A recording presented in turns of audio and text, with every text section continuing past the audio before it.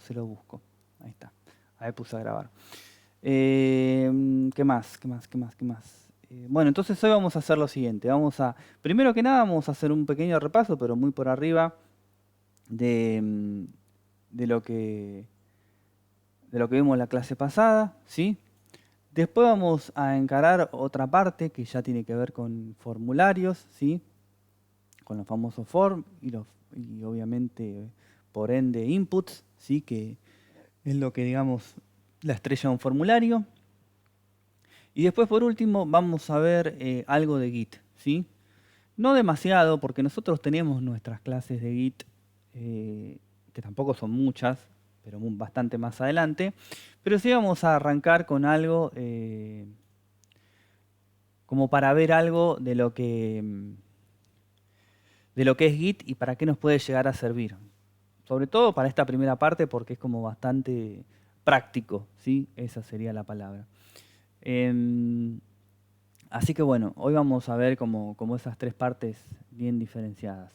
Y de tablas, que fue lo que vimos también la semana pasada, vamos a ver ya lo mismo, muy similar, pero con unas etiquetas nuevas que tienen que ver más con HTML5, ¿sí?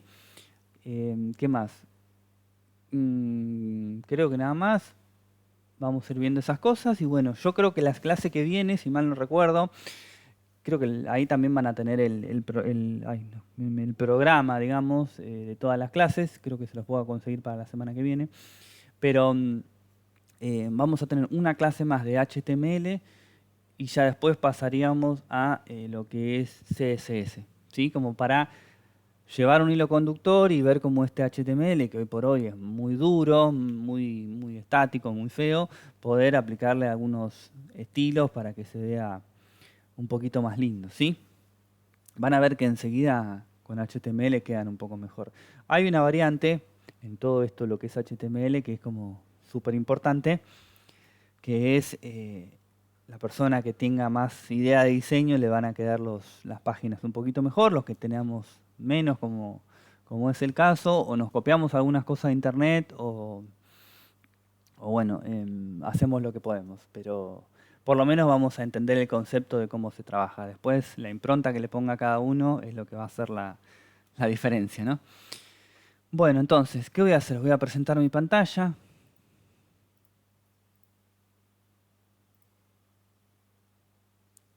Ahí deberían estar viendo. Bueno, entonces yo lo que voy a hacer es lo siguiente. Me voy a venir acá a lo que es CAC 2022. Esta es la comisión 22026 y voy a crear una nueva carpeta. Esta carpeta se va a llamar clase 04, ¿sí? Hoy por hoy está vacía. Dentro de un ratito vamos a ver cómo podemos utilizar Git para trabajar con el seguimiento. Vamos a abrir nuestro Visual Studio Code. Voy a cerrar esto, que no corresponde. Y ahora lo que voy a hacer es File, Open Folder. NC. Y voy a abrir esta carpeta completa, porque yo quiero que se vea todo, ¿sí? Si yo abro esta carpeta completa, yo voy a tener entonces las distintas clases con las que fui trabajando y obviamente tengo la número 4, ¿sí? Esto que vamos a ver ahora, muy por arriba, no vamos a trabajar sobre nada en particular. Lo único que vamos a ver es un poco son las tablas que estaban en esta otra hoja. Pero en esto, ¿qué fue lo que vimos? La semana pasada vimos cómo subdividir nuestro body en distintas secciones en función del contenido que va a tener esa sección en particular. Hasta hace un tiempo atrás, cuando no estaba el HTML5 tan popularizado, si mal no recuerdo, en el archivo que yo les mostré, salió en el 2014. Imagínense que también, si bien son unos cuantos años, tampoco hace demasiado. Pero nosotros la única manera que teníamos de subdividir este contenido era con los divs, ¿sí? Y había como si fuese un abuso de divs, porque se utilizaba para cuestiones que sí eran correctas, pero que por ahí se podía de alguna manera eh, estandarizar eso, ¿sí?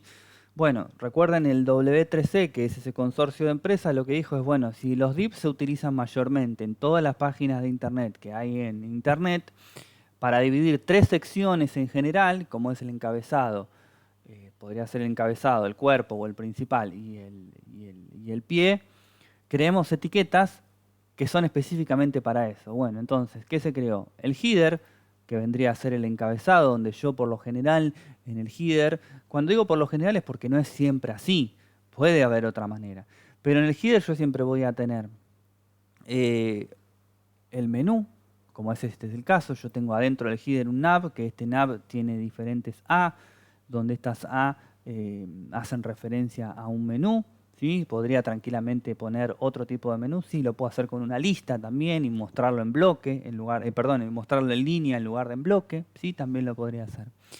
Después teníamos una sección que era el main, que ese main contenía, digamos, el contenido que era variable dentro de nuestra plataforma, ¿sí? Lo que iba a cambiar constantemente.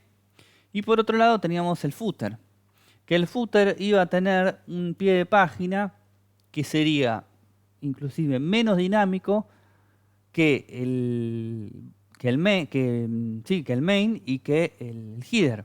Por lo general en el footer ponemos los teléfonos de contacto, las redes sociales y algún logo si tuviesen. Pero por lo general no cambia demasiado. ¿Pueden poner un nav dentro del footer? Sí, lo podrían poner tranquilamente, no habría mayor problema. Y después lo que hicimos fue dentro del main dividirlo también en diferentes bloques según el contenido que yo voy a ir poniendo. Teníamos como 2 etiquetas para hacer eso. Una era el article y otra era el section, ¿sí? La explicación de qué era cada uno es más que nada semántica, ¿sí? Como yo les había mencionado, el article, lo que ponemos adentro del article es un contenido que se entiende por sí mismo. O sea, yo no debería hacer referencia a otra cosa para poder entender lo que dice acá. Y el section es la inversa, ¿sí? Es una sección que se corresponde con otro contenido dentro de la página, ¿sí? Lo pueden usar de cualquier manera si quisiesen, pero lo ideal es que cumplan con esa premisa que yo les acabo de mencionar. Después, por otro lado, vimos las tablas. Las tablas ahora vamos a ver un poquitito más de tablas, así que no voy a entrar en este tema. Bueno, entonces, ahora sí arranquemos a lo que corresponde a la clase de hoy. Yo entonces tengo la carpetita clase 4. Si yo escribo acá, creo un nuevo archivo en este lugar, ojo, porque podría llegar a pasar que nos confundamos si no encontramos el archivo. Yo pongo index.html. Bueno, lo puse mal, no importa. Rename, puse una coma, ¿no? Sí. Puedo empezar a escribir acá, pero nunca va a correr. ¿Por qué nunca va a correr? Porque lo creé afuera de clase 4. ¿Ven dónde está? Yo lo tengo que crear adentro de clase 4 para que funcione. Va a correr sin problema, pero la idea es que esté dentro. Entonces yo lo voy a borrar y yo voy a hacer clic adentro de clase 4 o sobre clase 4 y voy a poner New File. Y acá voy a crear una que se va a llamar index.html y voy a crear otro más que se llama New File inicio.html. En este punto nosotros vamos a trabajar todas con hojas HTML. Después más adelante vamos a ver que un proyecto en Java que contiene hojas HTML va a tener una estructura de armado. Si no es en una carpeta todas las páginas tiradas ahí y después a entender qué sería. Un proyecto en Java tiene una estructura donde yo voy a poner por un lado las vistas, por otro lado voy a poner mis clases, por otro lado voy a poner las imágenes en una carpeta, los archivos JS en otra, los archivos CSS en otra, y todo va a llevar un ordenamiento para que el proyecto en sí sea más prolijo y más entendible. Recuerden que nosotros se nos va a presentar la situación de que podemos hacer un proyecto desde cero, pero la verdad es que a no ser que ese proyecto sea muy pequeño o sea de algo bastante sencillo o tenga una funcionalidad sencilla, Por lo general vamos a trabajar en proyectos que requieran de otros compañeros, ¿sí? Por eso es importante ser prolijo también a la hora de codificar cualquier cosa, ¿sí? En cualquier lenguaje de programación. Por eso es importante, como yo lo he repetido veces, perdón, poder comentar el código. Vamos a ver cómo lo comentamos en HTML. Recuerdan que vimos cómo comentar. eh, Documentar lo que vamos haciendo, ¿sí? No abusar de los comentarios. Yo he visto código donde cada línea tiene un comentario y es una ridiculez porque termina siendo contraproducente porque uno no lee nada. Entonces, el comentario tiene que estar, pero no tiene que ser abusivo. Tiene que haber documentación que nos apoye a la hora de realizar un desarrollo, ¿sí? Hay documentación funcional, hay actas de proyecto, hay actas de cierre de proyecto, hay DER, que son diagramas de bases de datos. Podemos ver algo en algún momento, no sé si llegamos, pero es importante respaldarnos, ¿sí? ¿Por qué? Y ya cierro con este tema, no sé si les interesa o no, pero bueno, son cosas que a mí me han pasado y que probablemente a ustedes les sirva. Un documento de alcance, por ejemplo, va a definir qué es lo que hago y qué es lo que hago o qué es lo que voy a hacer y qué es lo que no voy a hacer. ¿Para qué? Para el día de mañana, cuando yo entregue el producto y el cliente me diga, ah, no, pero no sé, no me calcula tal cosa. Bueno, acá está el documento que vos firmaste o que yo te envié por mail, que decía todo lo que hacía la aplicación y todo lo que no hacía la aplicación. Lo lamento. ¿Querés que lo calcule? Sí, lo podemos hacer, pero por un lado te cobra aparte, obviamente, y por otro lado los tiempos no son los mismos, porque en mi caso, que yo trabajo en el gobierno de la ciudad, no trabajamos con dinero, obviamente, porque no se le cobra a los usuarios dentro del mismo ministerio, pero tenemos el tema del tiempo que no sé si es peor. O sea, ¿qué quiere decir? Que el documento de alcance, si yo no lo preparo bien, el cliente me dice, me está faltando tal módulo. Bueno, lo hacemos, no habíamos quedado, bueno, pero lo necesito para mañana. Y es imposible, estoy en el mismo problema. Entonces, el documento de alcance es una herramienta fundamental para ustedes para no tener problemas de ningún tipo. ¿Sí? Cierro ese paréntesis y seguimos trabajando. Entonces, yo lo que voy a hacer es voy a crear un documento HTML5, ¿sí? Ping, me arma todo el documento. Esto por ahora lo voy a eliminar porque este link no lo necesito, ¿sí? Y lo que voy a hacer es voy a crear una tabla, como hicimos la clase pasada, pero va a tener una pequeña variante, ¿sí? Vamos a trabajar directamente con un tipo de tabla o con un tipo de etiquetas que son etiquetas de HTML5, ¿sí? Entonces, arranco igual, table, creo una tabla, dejo un par de renglones. La idea yo lo quería crear en index. Bueno, sí, lo creamos acá, no hay problema. Creo Quedó una un tabla, símbolo de nuestro al principio. un símbolo. Sí, tienes razón, siempre me queda ahí. Vamos a crear una tabla. Ahora, lo que vamos a hacer es, los encabezados de estas tablas van a ir en una sección aparte, que se llama Table Head, ¿sí? Esto es el encabezado de la tabla. Y el contenido de la tabla va a ir en una etiqueta que se llama tBody, Table Body, ¿sí? Entonces, dentro de esto, yo voy a tener que armar mi tabla. ¿Cómo creábamos un renglón dentro de la tabla? ¿Alguien se acuerda? Había una etiqueta particular que era TR era. un TR, exacto. Un TR significa Table Row. Si yo voy a crear los encabezados, ¿cuántos TR necesito? Uno solo. Uno solo, ¿sí?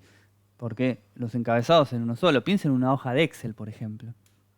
Ahora, vamos a tirar, no sé, 4 datos.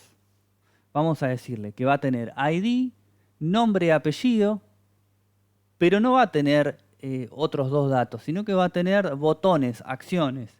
¿Cuáles vamos a poner? Vamos a poner una acción o un botón que diga eliminar por cada registro y otro que diga modificar por cada registro. Entonces, vamos a trabajar así. Vamos a poner entonces dentro del TR, dentro del renglón, le voy a poner un TD, que este TD significa Table Data, o sea, es el campo que va a tener un campo que diga ID. Va a tener otro campo que diga nombre y apellido. Y va a tener otro campo que diga modificar. Y por último va a tener otro campo que diga eliminar. ¿Sí? Entonces, pensemos así. Si yo tengo un encabezado que tiene 4 campos, ID, nombre, apellido, modificar y eliminar, yo debería tener acá abajo mínimamente una fila, pero que tenga los 4 campos que estamos listando acá arriba. Si no, algo hice mal. ¿Para qué voy a poner un encabezado de algo que no tiene contenido? Entonces, para hacer una fila, yo le voy a poner el TR. ¿Sí? El TR genera una fila dentro del cuerpo.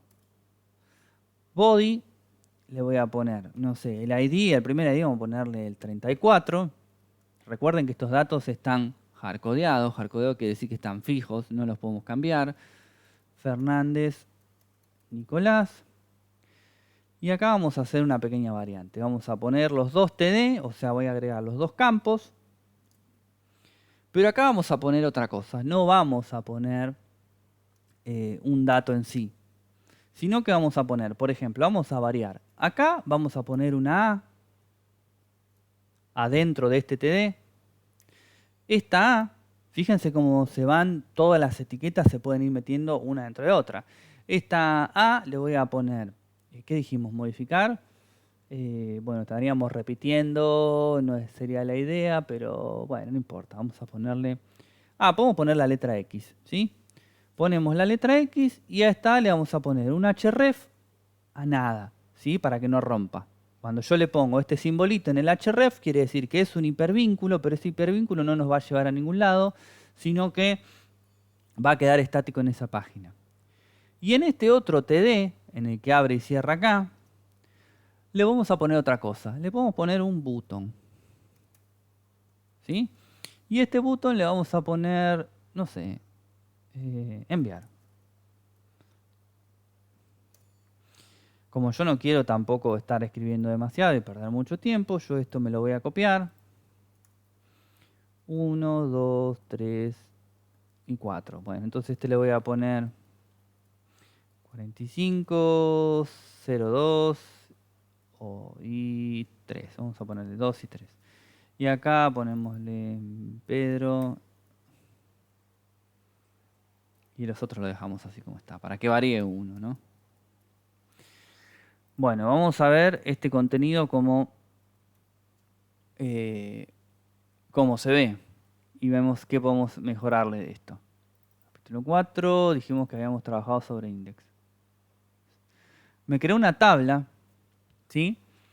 Con este contenido. Y aparte tengo unos botones para poder manejar estos datos.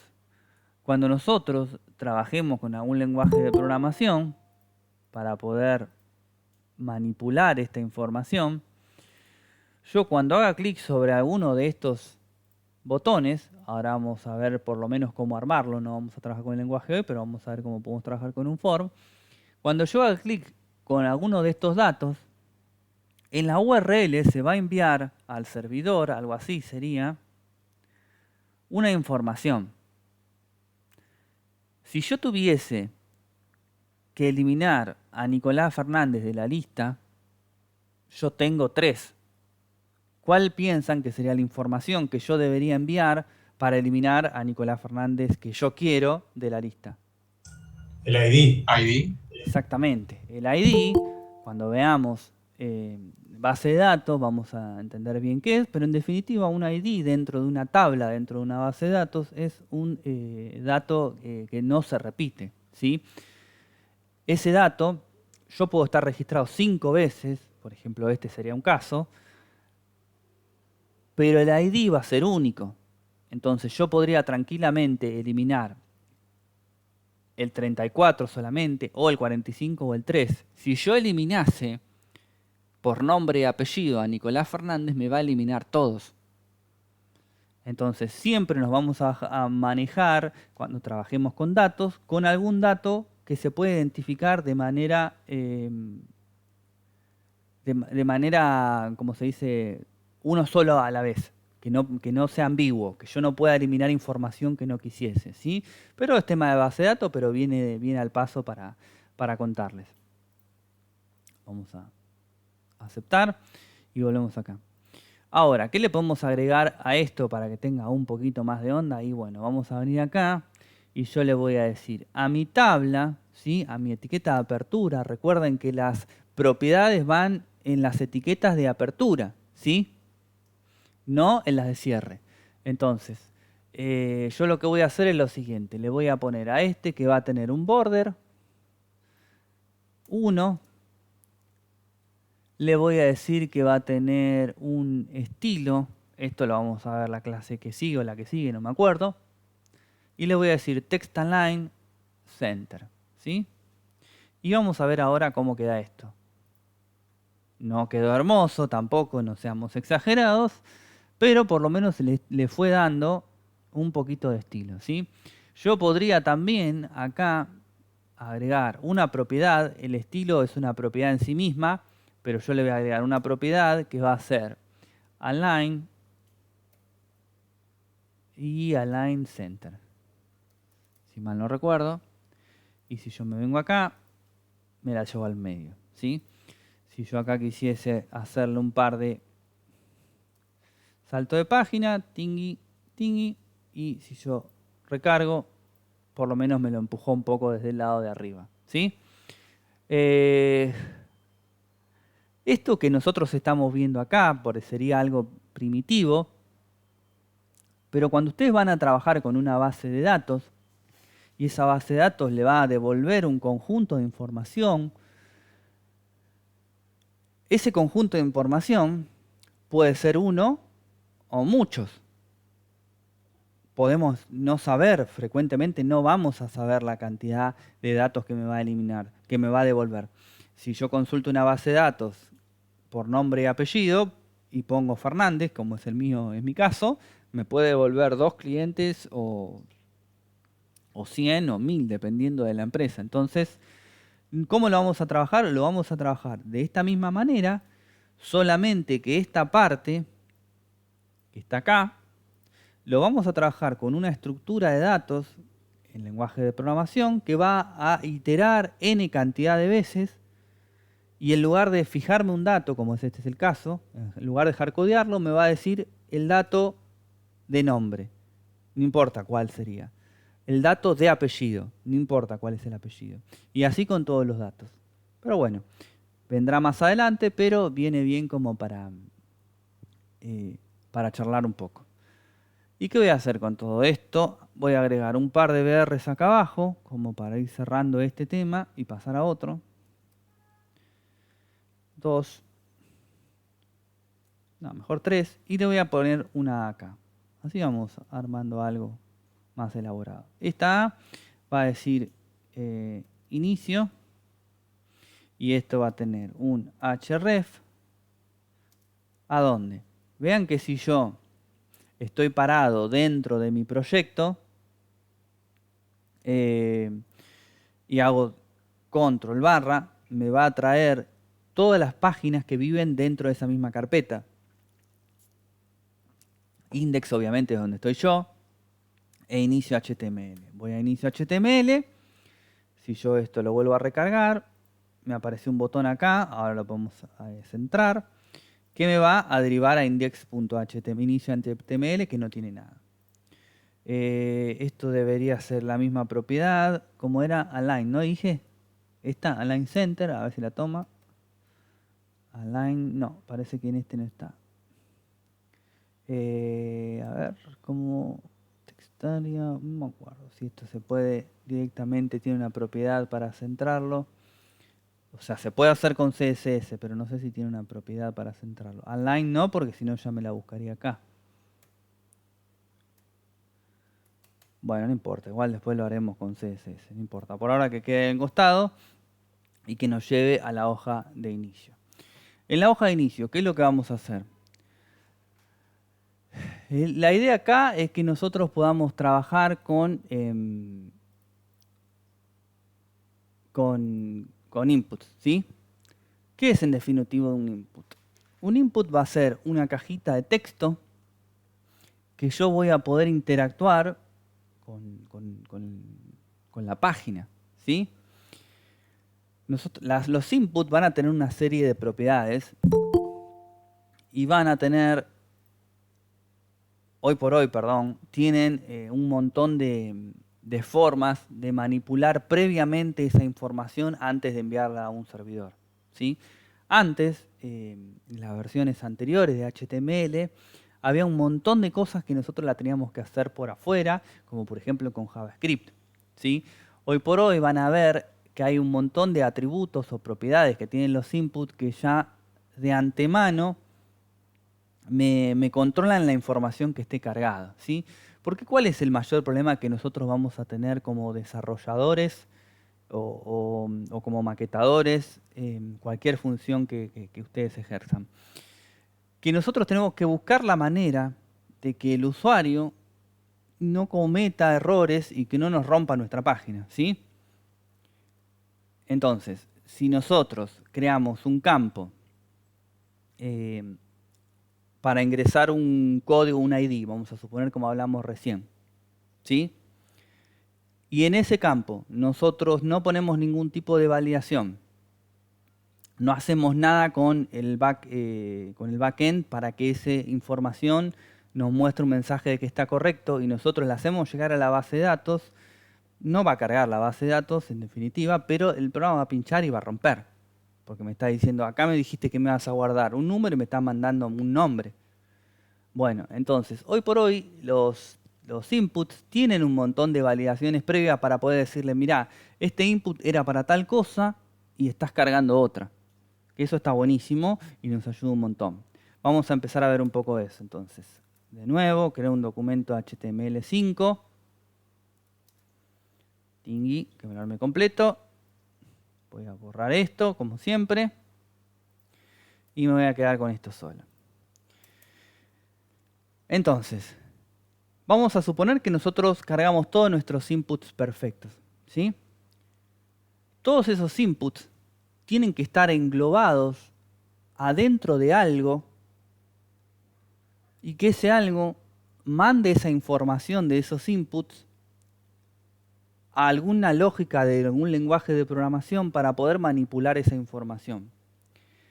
Esa lógica de un lenguaje de programación va a vivir y se va a ejecutar del lado del servidor, ¿sí? Recuerden, la página, la vista, el front-end, como lo quieran llamar, se ejecuta del lado del cliente, o sea, se ejecuta en el navegador.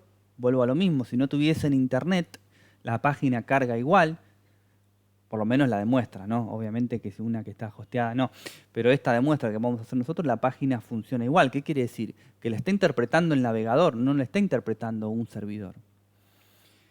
Entonces, todos estos inputs van a estar englobados dentro de algo para enviarlos al servidor y que el servidor los manipule de alguna manera. Manipularlo me refiero a procesarlo, meterlo dentro de una base de datos, compararlo con algo, etcétera, etcétera, etcétera. ¿Qué es ese algo que va a englobar todos los inputs? Es un form. Un form es una etiqueta que dentro de sí misma va a tener toda la información que yo voy a querer enviar al servidor, ¿sí? Este form va a tener dos atributos principales, que son los siguientes. Vamos a verlo. Entonces, ¿qué vamos a hacer? Lo primero que vamos a poner acá es, voy a crear un H1 y vamos a poner formulario de ingreso, no sé, formulario de ingreso.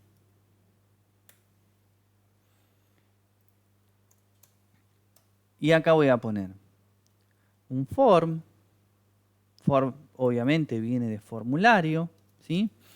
Y este formulario va a tener dos propiedades importantes. Por un lado, el action. El action es a dónde voy a mandar todo lo que va a estar entre esta etiqueta y esta etiqueta, ¿sí? Si ustedes trabajan con PHP, lo van a mandar a, qué sé yo, procesar.php. Nosotros trabajamos con Java, lo vamos a mandar a un archivo .jsp, que vamos a ver mucho más adelante, no todavía. Entonces, para que esto no rompa, porque va a ir a buscar un archivo que no existe, yo lo voy a mandar a nada, ¿sí? Recuerden que cuando yo pongo este simbolito lo que hace es el submit rebotar y no pinchar. Y la otra propiedad que va a tener es el método, ¿sí? Existen varios métodos para enviar la información al servidor, ¿sí? Corresponde a una explicación bastante más amplia, ¿sí? Tiene que ver más también con un tema de arquitectura, bueno, un montón de cuestiones que las vamos a ver más a fondo. Existe el método get, el método post, el método put. Hay otro más que no me acuerdo ahora, pero bueno, hay varias formas de enviar información al servidor y en función de cuál es el requerimiento tenemos que usar una u otra. Nosotros para mandar la información, hoy por hoy desde HTML va a ser con el método post, ¿sí? Que también es un método, es una forma más segura porque no expone tanto la información que envía. De cualquier manera, un DevOps puede configurar las plataformas para que no muestren ninguna información, ¿sí? Es un poquito más complicado. Un DevOps es un rol dentro de lo que es el IT, que lo que se encarga es de configuración de servidores, de deployar alguna plataforma que tenga múltiples conexiones, bueno, digamos de un perfil mucho más que tiene que ver con la técnica del fierro, de configuraciones de fierro. Cuando hablo de fierro hablo de un servidor tecnológico, ¿no? De la computadora, digamos, ¿no? Ese es el perfil más o menos de un DevOps. Pero bueno, no viene al caso, simplemente les voy contando algunas cuestiones nada más. Entonces, estas son las propiedades que va a tener como mínimo nuestro form por ahora. Después vamos a ir viendo más y vamos a ir viendo cómo se configura. Este formulario no hace nada por sí misma. Si yo ejecuto esto, no me muestra nada porque estas etiquetas no tienen un contenido semántico por sí solas. Entonces, ¿qué es lo que le voy a agregar acá? Voy a agregar un campo que es de HTML5 que se llama fieldSet, ¿sí? Que el fieldSet en definitiva es una especie de también agrupador tipo form de los componentes que van a ir adentro de este campo, ¿sí? Ahora vamos a ver cómo lo va a representar HTML, que le da un poquito de color a esto, digamos, ¿no? Dentro del fieldSet yo voy a agregar una etiqueta que se llama legend. ¿Qué es un legend? Para hacer una analogía, es un título, ¿sí? Entonces, vamos a ponerle datos, ¿sí? Y vamos a ver cómo se representa esto. Volvemos acá y vengo acá. Bueno, tengo esto que ahora lo elimino, que me pasa siempre. Tengo el título H1 y tengo este campo fieldSet que me armó esta legend que dice datos, ¿sí? Si yo me vengo acá, voy a eliminar esto y vamos a empezar a trabajar después de legend. No me acuerdo, si alguno lo tiene a mano viene bien, cómo hacer para que esto se ajuste al contenido y no al ancho de la pantalla, pero si no me fijo para la próxima, pero ahora en este momento no me acuerdo. Entonces, vamos a empezar a trabajar con los inputs, ¿sí? Los inputs van a estar de alguna manera atados a un label. ¿Qué es un label? Es una etiqueta, ¿sí? Esta etiqueta me va a decir obviamente qué es lo que tengo que cargar. Si yo pongo una casilla de texto y esa casilla de texto no me dice nada, ¿qué pongo? Mi nombre, mi apellido, mi edad, mi quill, ¿qué pongo? Entonces, siempre un input va a estar atado a un label, ¿sí? Esta etiqueta label va a tener una propiedad for, que por ahora la dejamos vacía, pero es la que la va a relacionar con el input, ¿sí? Que le tenemos, ahora les muestro igual, pero por ahora dejémosla vacía.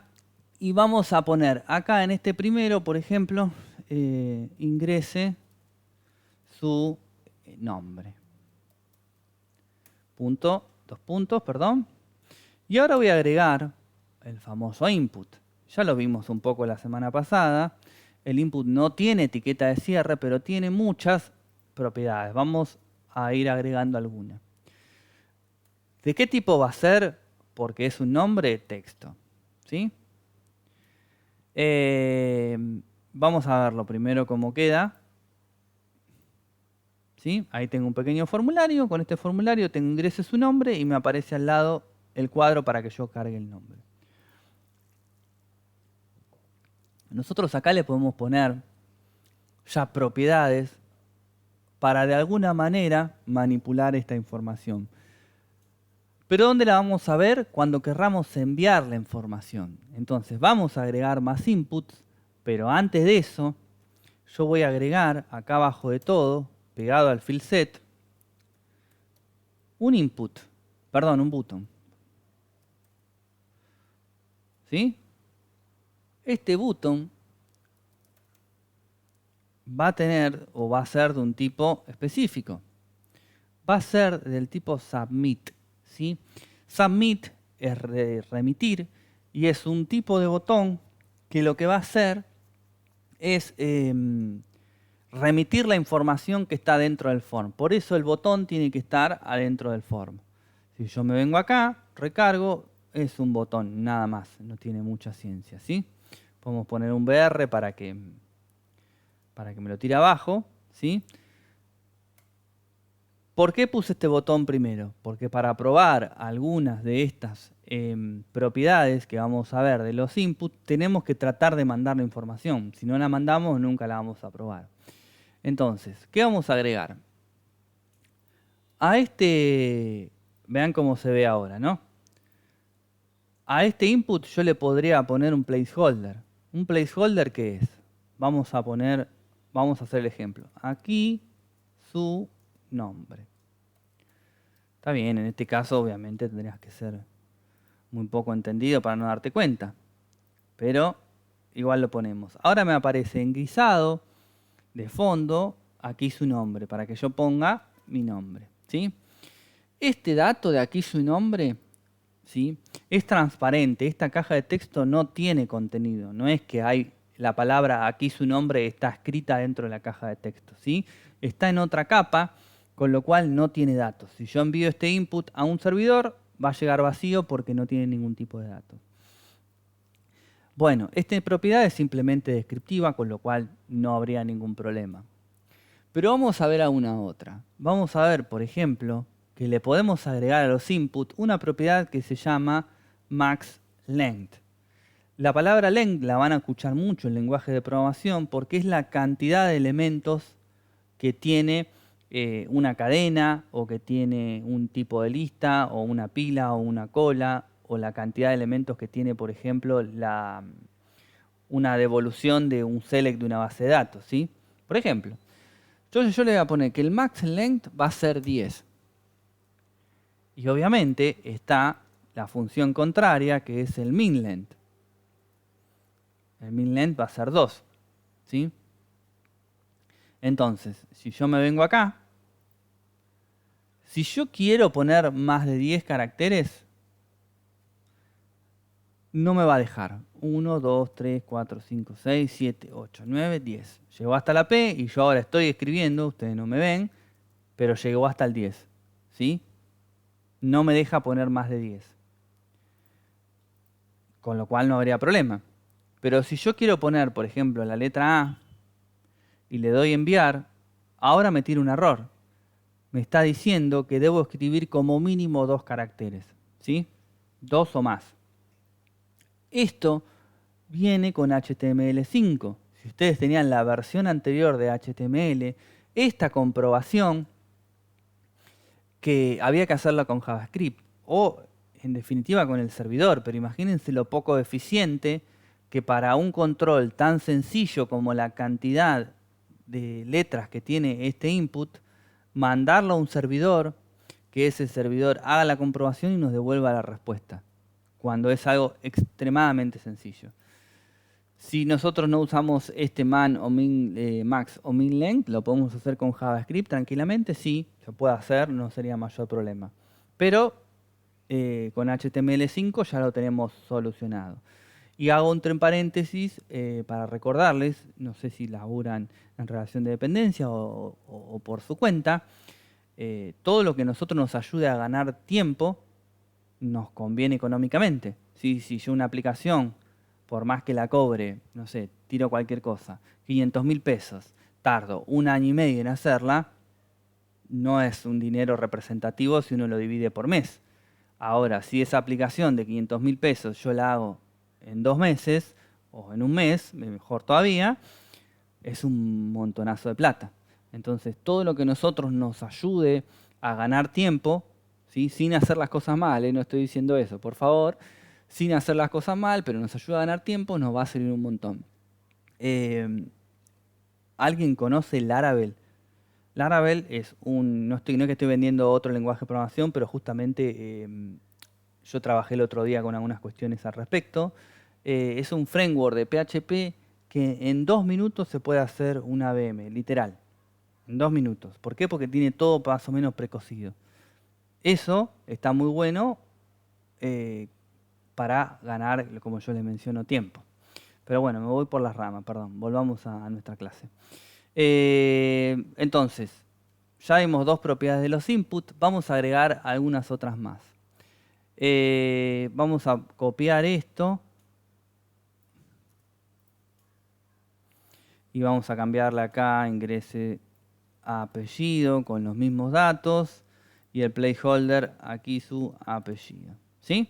Lo dejamos tal cual. Ahora vamos a hacer otros más, pero van a tener una diferencia. Entonces yo voy a poner un label, ¿sí? Este label va a tener un for, este for, y acá va a decir ingrese su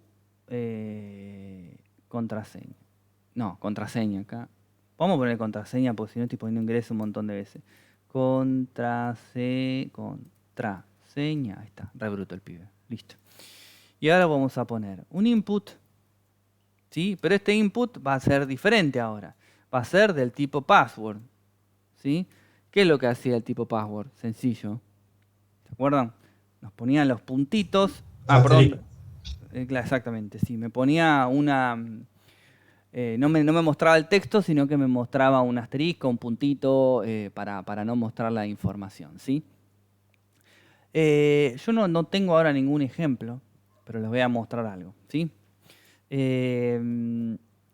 Este password le vamos a poner lo mismo, un placeholder que pida con el password también, hago la contraseña, ¿sí? Entonces yo me vengo acá, recargo, ya me deberían aparecer los otros campos, ¿sí? Hay que ponerle un BR después de cada uno. Esto es un BR. BR y bueno, ahí está el BR. Bueno, una de las propiedades que nosotros tenemos para trabajar con los inputs es el pattern, ¿sí? ¿Qué es el pattern? El pattern es una expresión regular. No sé si alguno la escuchó nombrar una vez. Un pattern, en definitiva, es una expresión donde me va a comparar un contenido dado con esa expresión para ver si cumple con el requisito. ¿Para qué lo vamos a usar?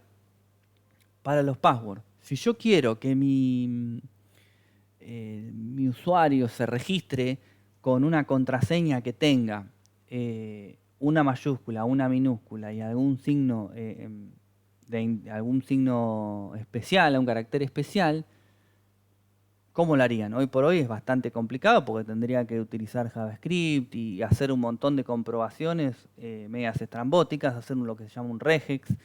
Hoy por hoy tenemos el pattern, que yo, a ver si conseguimos alguno rápido, expresión regular para password, ¿sí? Y vamos a tratar de ver si encontramos alguna rapidito así. Total, es lo mismo. Ya sea con regex. Vamos a probar esta, a ver si funciona. Que dice una expresión fuerte, tenga como mínimo una mayúscula, una minúscula, un número de longitud entre 8 y 16. Vamos a probar si funciona. Yo me voy a traer este pattern acá. Así como lo encontré en internet, lo pego.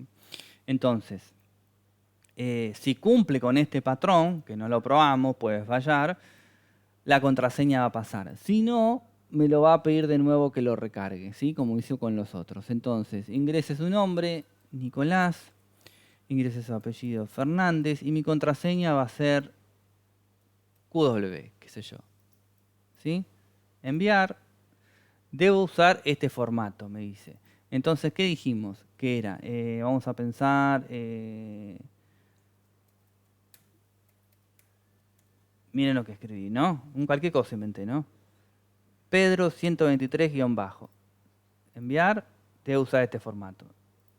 ¿Por qué? ¿Qué me pedía la página? Puede ser que esté mal, la encontramos recién. Que tenga como una mayúscula, una minúscula, un número de longitud entre un número y longitud entre 8 y 16. A ver cuántos datos tiene.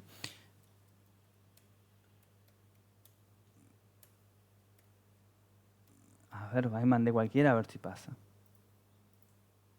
No, bueno, no sé. Después buscamos alguna expresión regular que tengamos que... Creo que esa expresión regular no admite caracteres especiales. A ver, puede ser, ¿eh? Vamos a probarlo. Sacamos el último, enviar. No, dice lo mismo.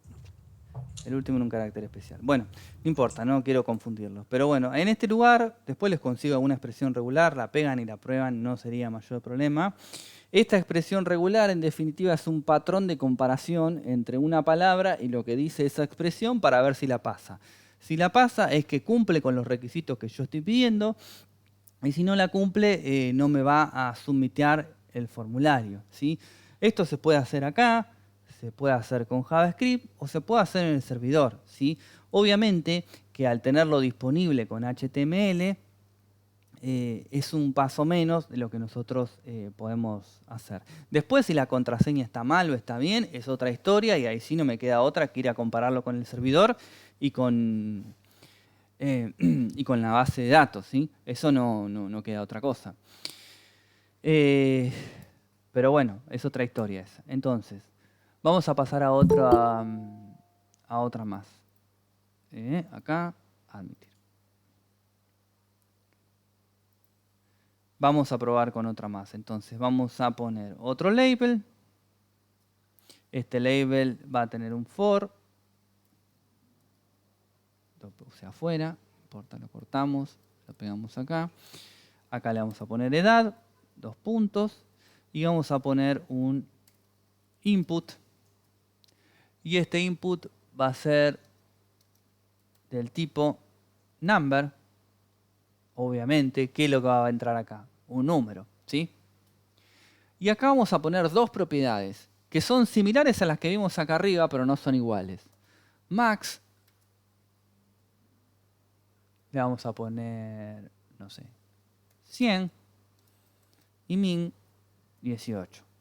Si alguien, calculo que todos lo habrán, ya habrán sacado la deducción, pero bueno, ¿para qué servirían?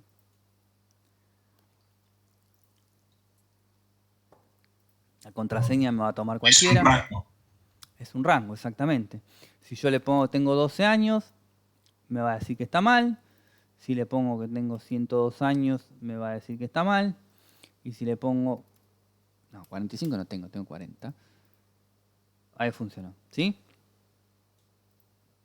Es un rango como esto, nada más que en lugar de contar la cantidad de elementos que tiene, se cuentan los máximos y mínimos que va a tener ese rango, ¿sí? Después, por último, hay más, no son todos estos, pero volvemos a lo de siempre. Ustedes también tienen que investigar un poco si es que quieren usar algo específico.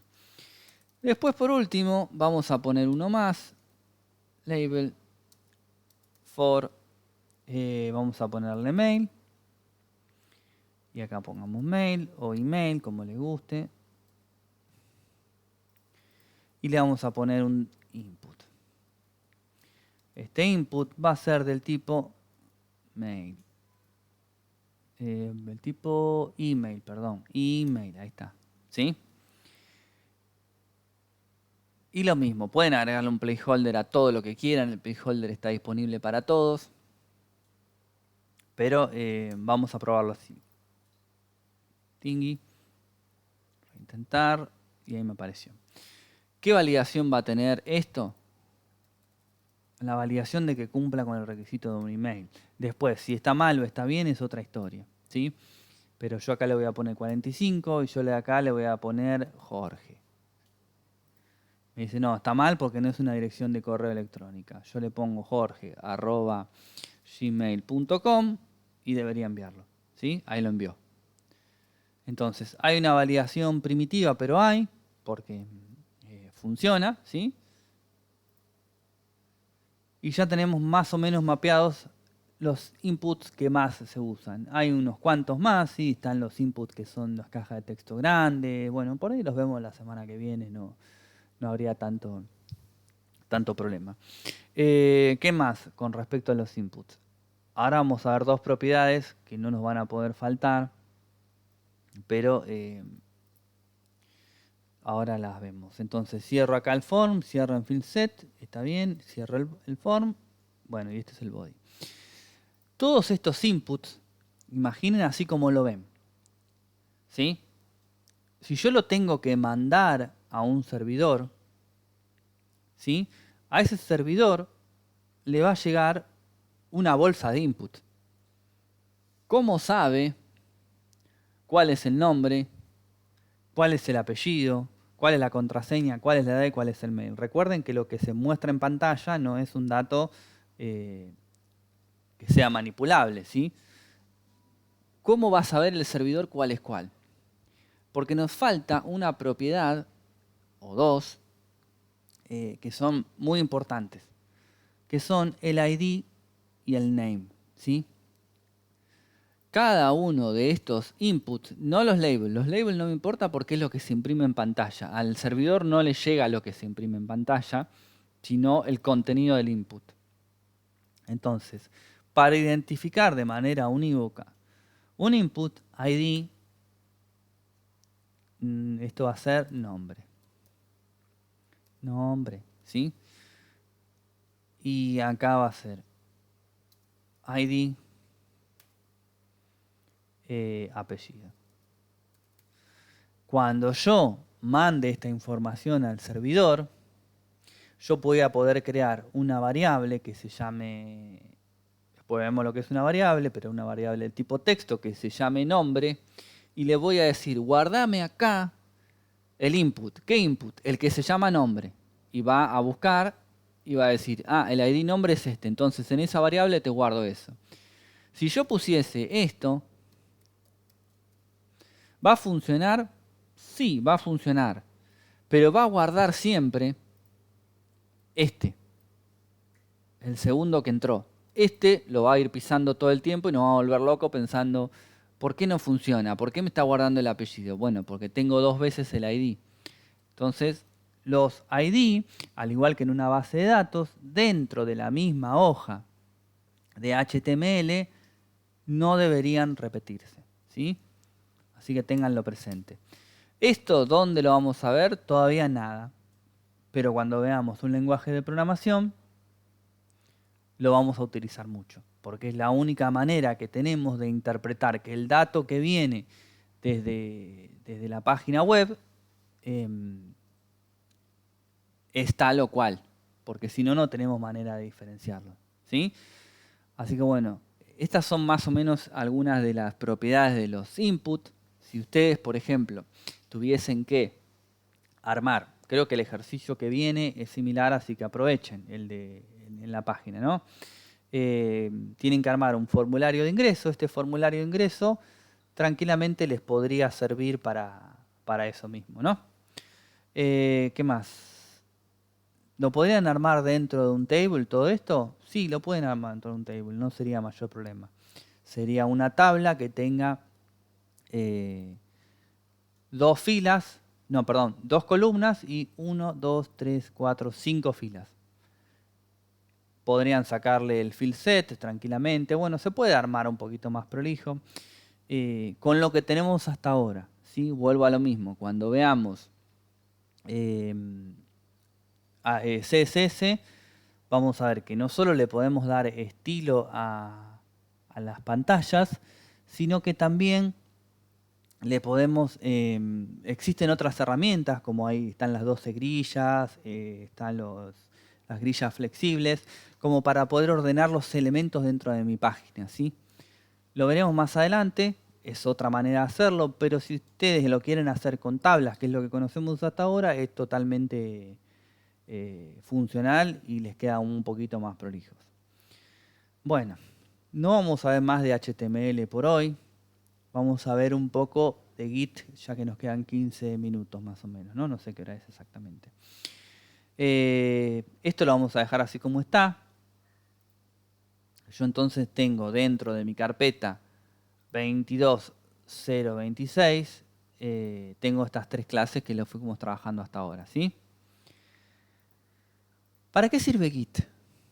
Tiene una explicación mucho más amplia que, como les decía, la vamos a ver cuando a ustedes les correspondan las clases. Pero Git en definitiva tiene 2 tareas principales, que son el trabajo colaborativo y el seguimiento de los desarrollos, ¿sí? Tiene un nombre más específico, pero es el seguimiento de lo que ustedes van haciendo día a día, o el traqueo, como le quieran llamar. ¿Qué es el trabajo colaborativo?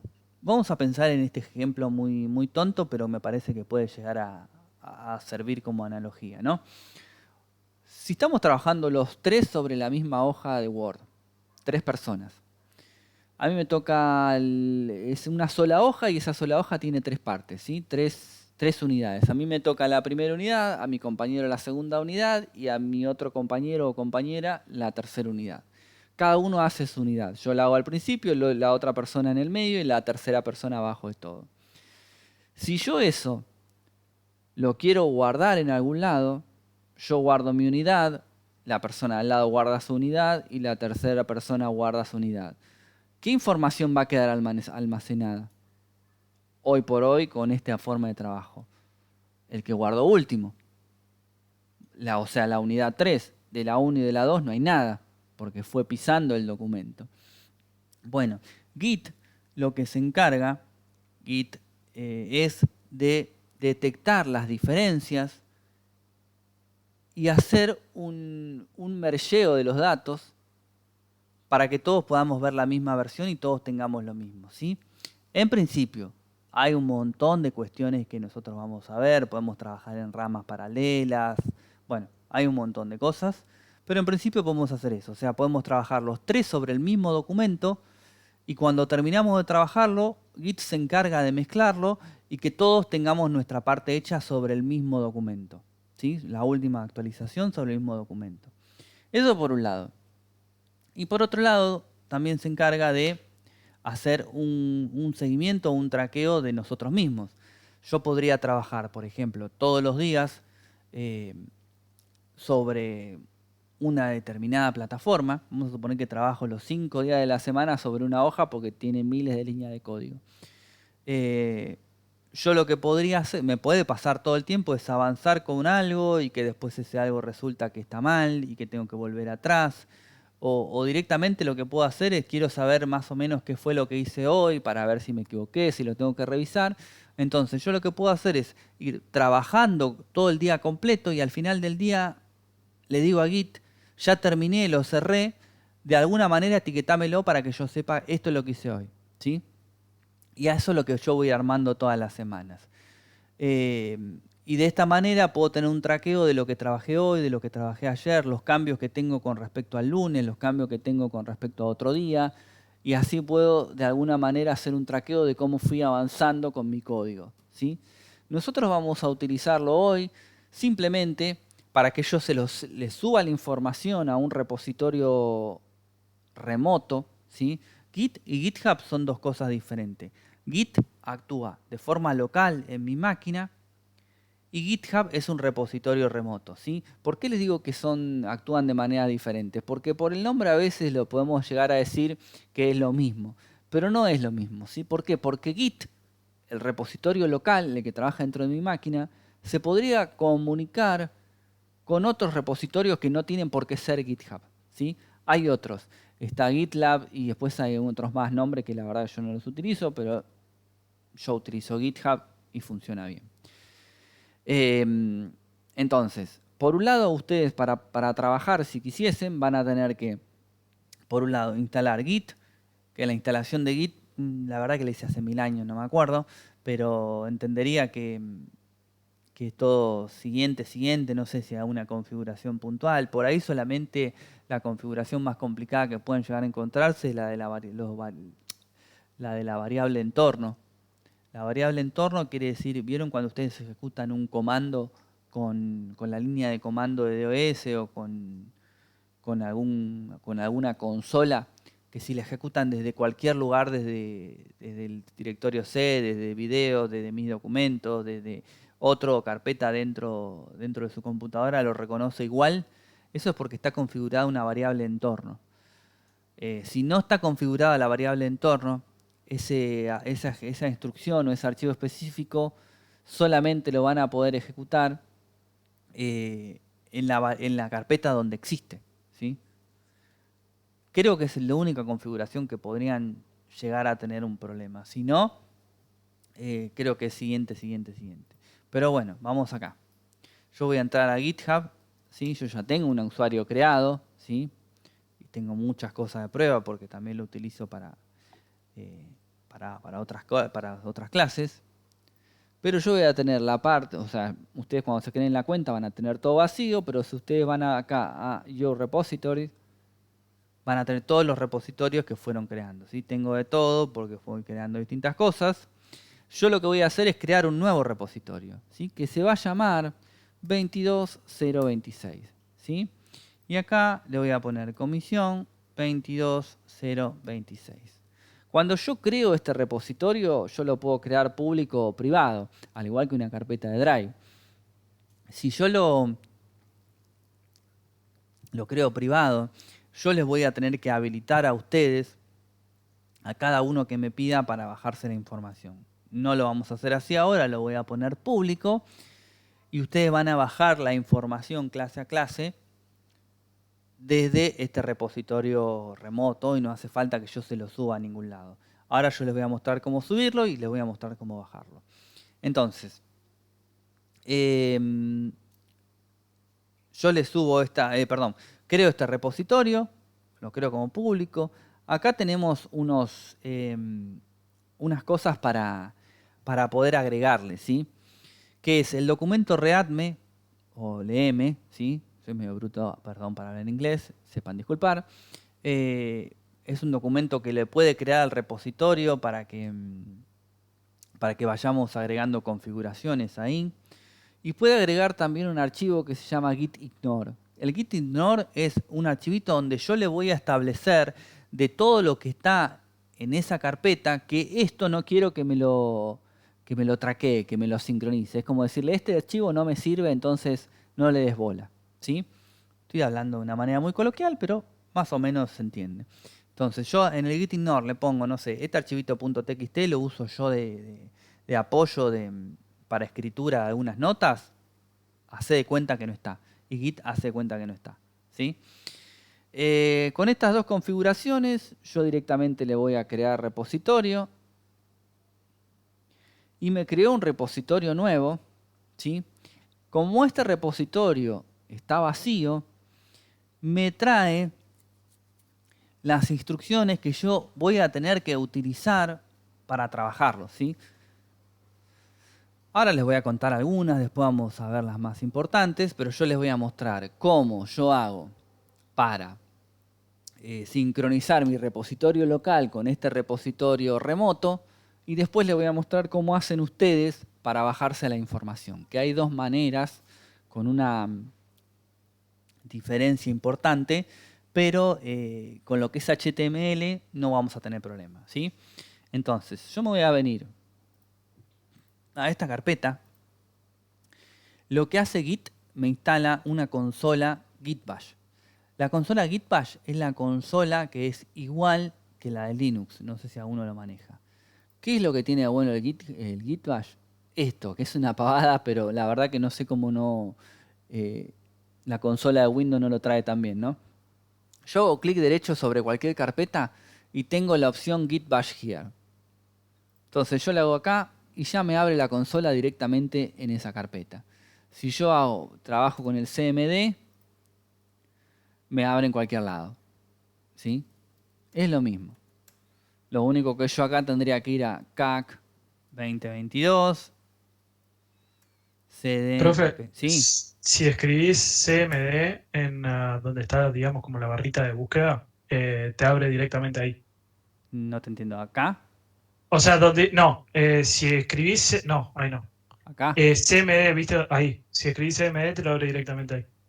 Nunca lo probé eso, a ver. Ah, bueno, buen consejo. Igual me gusta más el de acá, pero bueno, lo voy a Sí, aprovechar. es mucho más cómodo, pero bueno.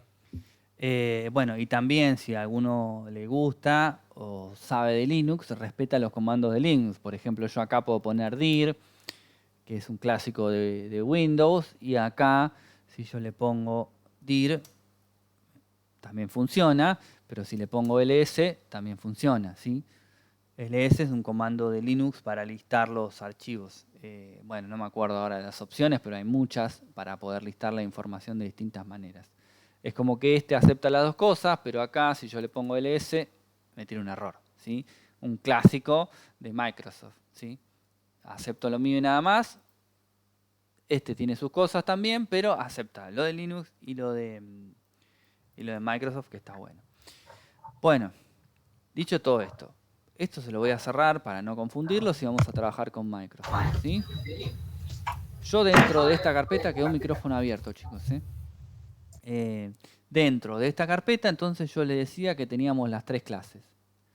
Yo voy a ejecutar una serie de comandos que lo que va a hacer es, de alguna manera, empezar a sincronizarme la información. Lo primero que tengo que hacer, si yo quiero que toda esta información esté traqueada y que haga un seguimiento de todo, git init, ¿sí? Y ahí me dice que inicié un repositorio .git. Si yo ahora le doy dir, vean que acá arriba, bueno, no se ve acá, lo tenemos que ver con el otro, con el git bash, pero no importa. Creó un archivo oculto que es .git. Ese archivo oculto es el que va a mostrar toda la información del git, de los archivos que están y cuáles están sincronizados y cuáles no. Git status me va a decir que tiene toda esa información, los que están en rojo, pero que no le está haciendo seguimiento. O sea que están ahí, pero yo no los estoy tocando, ¿sí? Entonces, el siguiente comando va a ser git add punto. No hizo nada en principio, pero si yo le doy el git status, ahora está todo en verde. ¿Por qué? Porque me está diciendo, toda esta información, ahora yo le voy a hacer seguimiento. Si vos cambiás algo en clase 2.index, yo te voy a decir que cambiaste algo y que está modificado, ¿sí? Está todo en verde porque no está nada modificado, lo está controlando Git y yo lo tengo todo traqueado. Ahora yo voy a hacer un commit. Alguno lo habrá escuchado. Un commit vendría a ser como un corte al día de hoy de lo que tengo de información. Entonces, git commit -m, mensaje, y le vamos a poner primer commit o comentario, ¿sí? Commit, ahí está. Y me dice que creó un commit, creó una foto instantánea de lo que tengo a este momento, ¿sí? No hay nada modificado, entonces yo puedo crear una foto instantánea.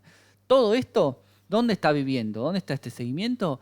Está adentro de la computadora, no salió de ahí todavía, ¿sí? Entonces, ¿qué es lo que tengo que hacer ahora?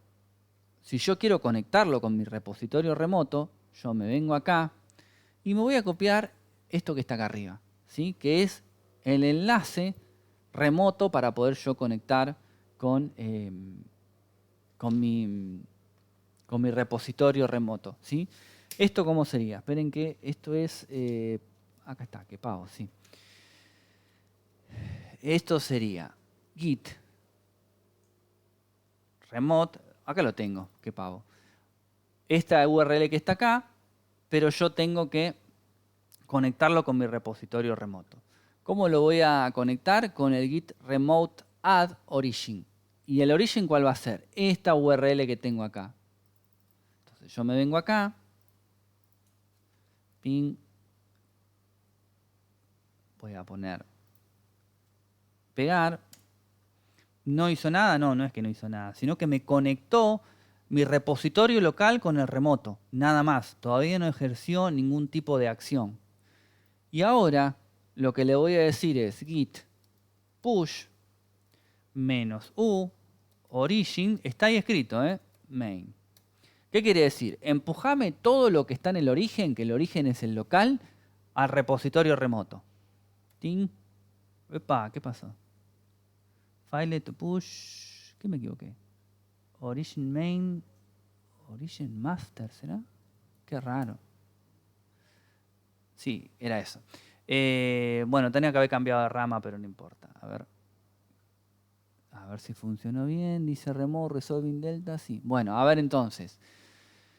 Yo lo que hice fue que me empuje el contenido de uno a otro lugar. Si yo vengo acá ahora, cambió todo. ¿Por qué? Porque mi repositorio remoto, en lugar de tener la carpeta vacía, ahora tengo mis clases acá adentro. ¿Qué es lo que cambió? Antes, no sé por qué me tiró error acá, después lo tengo que chequear. Sí, ya sé por qué es. Aunque no lo crean, es una pavada, ¿no?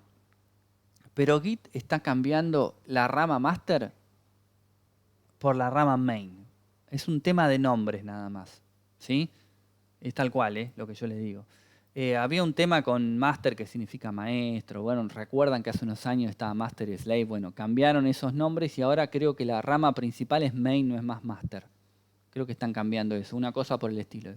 Pero cuando yo lo cambié, ven que puse origin main, no me funcionó. Como yo lo tenía creado como master, lo empujé a master.